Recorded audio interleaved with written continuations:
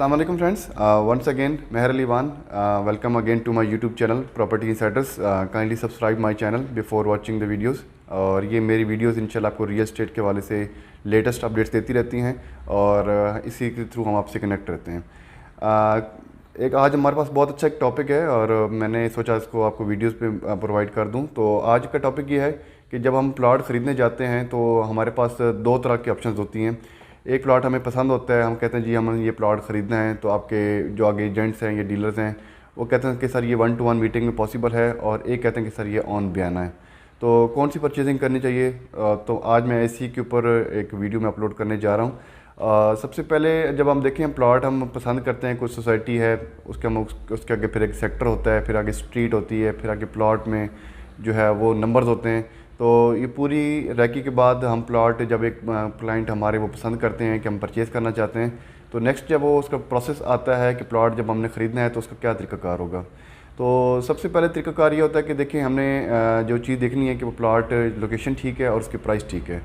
और बाज़ औक़ात हमारे पास, जैसे मैं रियल एस्टेट एजेंट हूँ, तो बाज़ औक़ात हमारे पास कुछ चीज़ें होती हैं वो डायरेक्ट होती हैं कि हमारे पास जो 1-to-1 मालिक के साथ वो मीटिंग पॉसिबल होती हैं, या फिर हमारे किसी और दोस्त के पास जो चीज़ होती है वो हमारे पास पॉसिबल होती है कि वो 1-to-1 मीटिंग में हो सकती है पॉसिबल।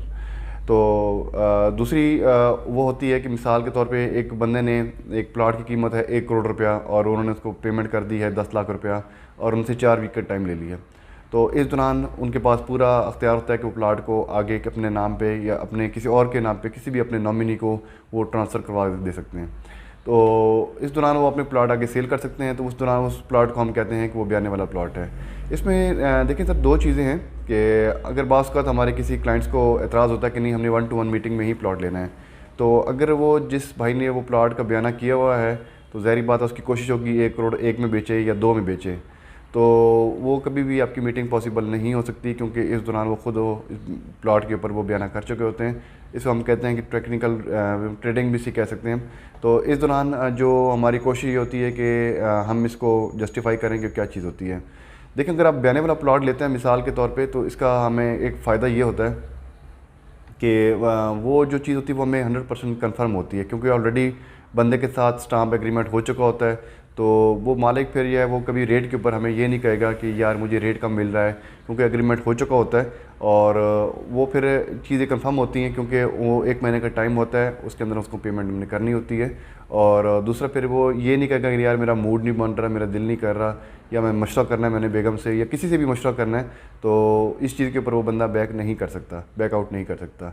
तो हमारी दूसरी जो होती है इसका जो डायरेक्ट ऑनर्स वाली प्लॉट की मीटिंग होती है, डायरेक्ट ऑनर वाली प्लॉट की मीटिंग भी ठीक होती है, अच्छी होती है। उसके दौरान हमने रेट दोनों को जस्टिफाई करना होता है, दोनों को हमने कंफर्म करना होता है कि सर ये आपका प्लॉट है, इतने में पार्टी परचेज़ करने जा रही है, इतने में हमारे पास पार्टी सेल करने जा रही है, तो आए आपको 1-to-1 मीटिंग भी करवा देते हैं।